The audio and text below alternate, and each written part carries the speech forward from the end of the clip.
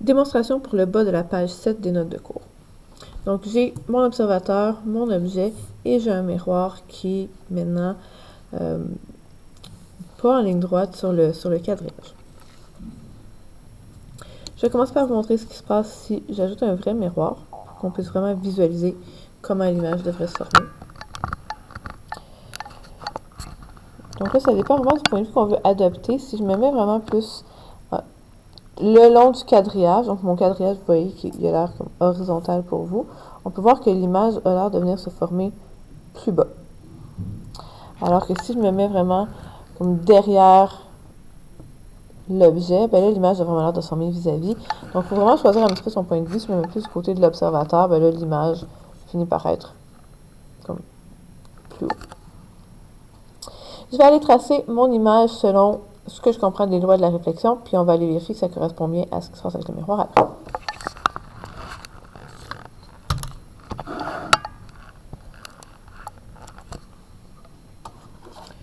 Donc, dans mes vidéos, je vous dis de faire une ligne perpendiculaire au miroir.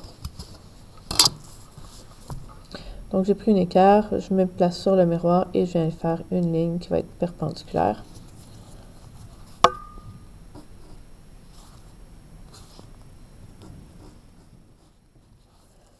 Je vais le faire tout de suite pour les deux extrémités.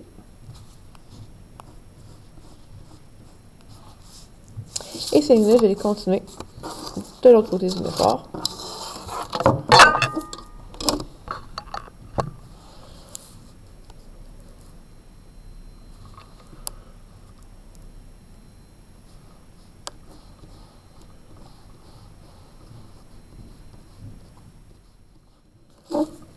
Pour les deux extrémités.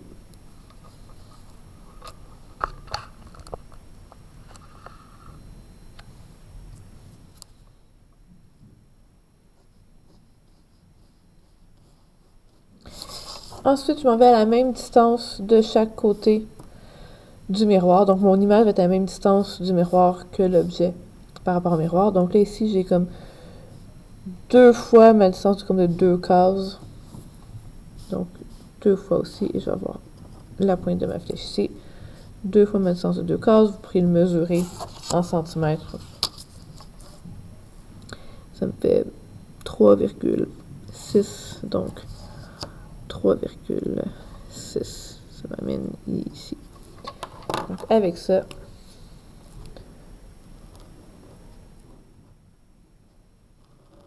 j'ai mon image.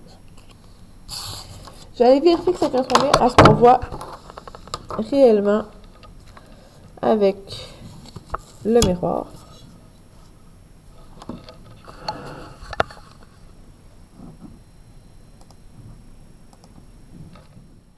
Donc là, si j'enlève le miroir, on devrait voir l'image à la même position. Donc, avec le miroir, sans le miroir, c'est pas mal la même chose. Donc ensuite, je vais aller faire mes tracés de rayons. Donc mes tracés de rayons, toujours en premier. Vu qu'on a la position de l'image, une ligne droite de l'observateur jusqu'à l'image.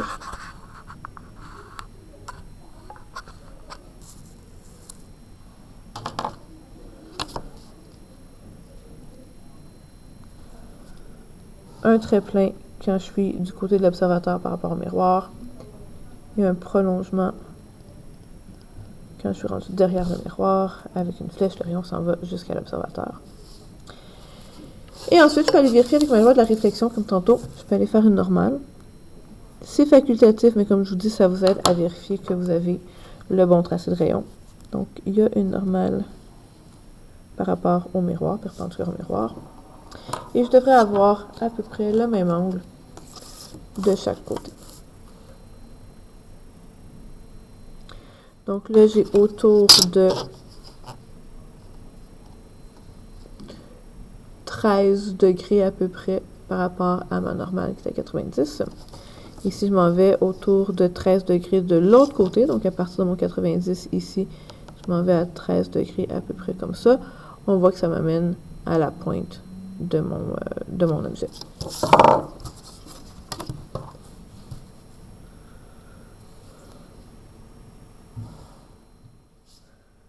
Donc, mon rayon part de l'objet réfléchi jusqu'à l'observateur. Même chose pour le deuxième rayon.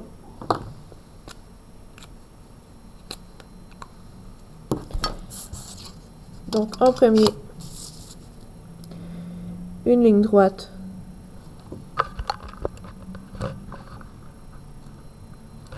de l'observateur jusqu'à l'image. Un trait plein quand je suis du côté de l'observateur. Pointillé pour le prolongement jusqu'à l'image qui est derrière le miroir. Avec la flèche pour le sens du rayon. Et ensuite,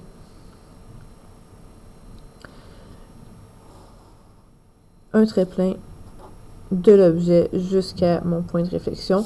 Et on peut vérifier que ça respecte bien la loi de la réflexion en traçant la normale. Et en vérifiant les angles.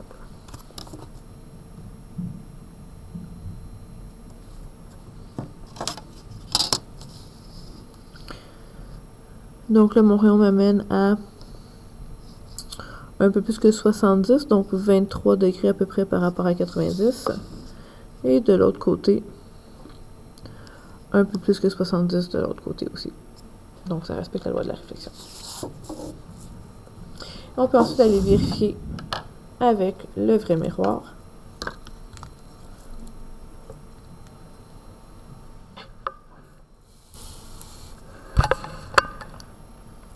Et le faisceau laser. Donc, je prends mon rayon, je le fais partir de l'objet et je l'envoie vers l'observateur en ligne droite, puis on voit que la réflexion me donne le bon parcours. En fait, ça coupe un petit peu parce que mon miroir est surélevé. Je vais le mettre vraiment au niveau de la table. Donc, si je commence sur l'objet, ça va vraiment suivre mon tracé de rayon et aller jusqu'à l'observateur.